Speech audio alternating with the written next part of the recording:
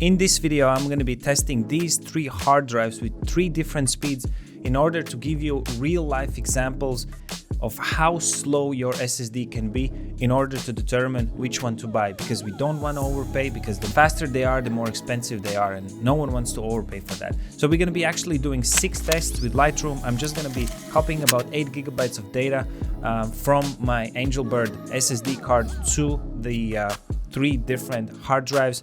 Then I'm going to import them all in Lightroom, as well as go through them quickly to see if you can pan them through, and I'm going to zoom into 100% to see how fast the image is being generated. Then I'm going to be building one-on-one previews for about 50 photos, and then I'm going to export those 50 photos without much editing to see how these SSDs actually perform in real life. And to possibly avoid any slowdowns, I'm going to be plugging the SD card directly in the computer. I'm using MacBook Pro with the Apple M1 Pro chip from 2021 with the 16 gigabyte of RAM, so I don't expect the computer to slow things down, and hopefully it can just rely on accurate measurements. Obviously, we're not going to be doing these, kind of graphs and read and write speeds. I'm just going to be showing you how it is, in real life. So I'm just copying all of the images. There are 250 RAWs and 250 JPEGs. Let's start with the fastest one of the drives, 3,500 megabytes per second. I paste all the pictures and I start the timer, and let's see how long does it take. There's about 250 RAW images and 250 JPEGs, more or less. Well, actually 230 each, because it's 464 images, so do the math.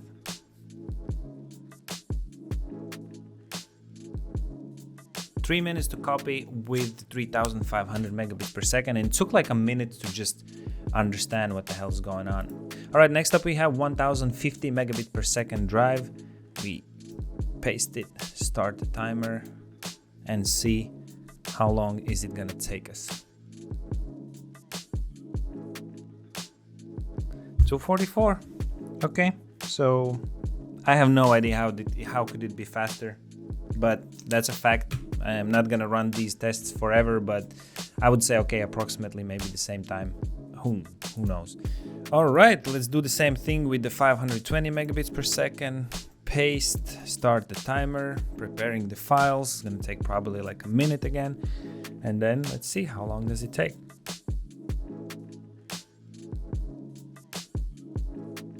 All right, so this definitely seems to be the slowest one of all.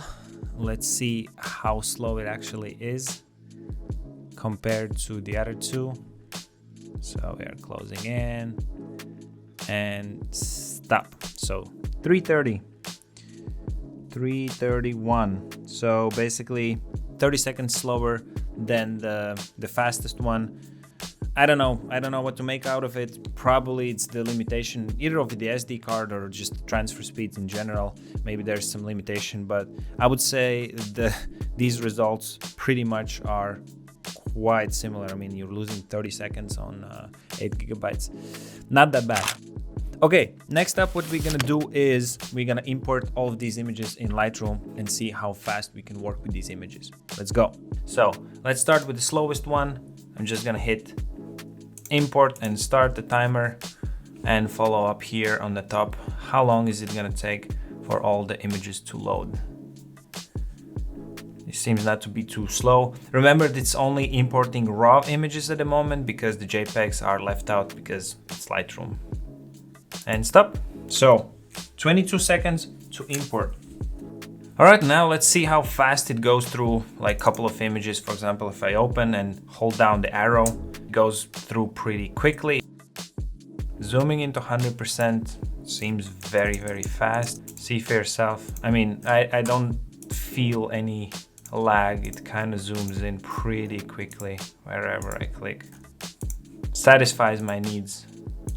Half a second, I would say, to load an image.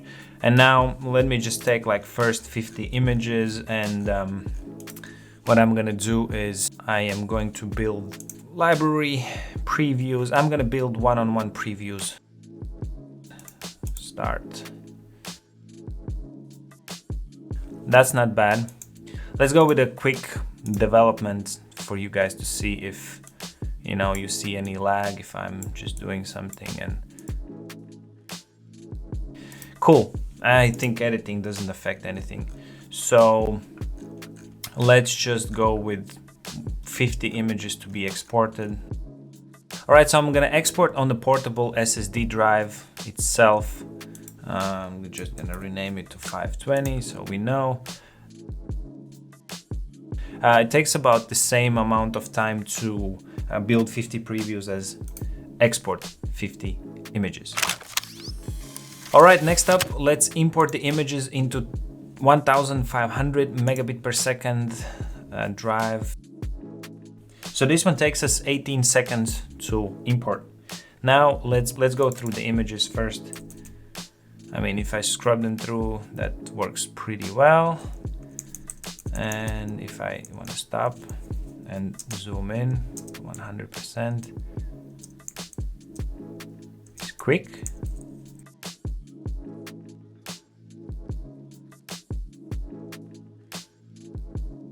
All good, cool. Reset whatever I did just now.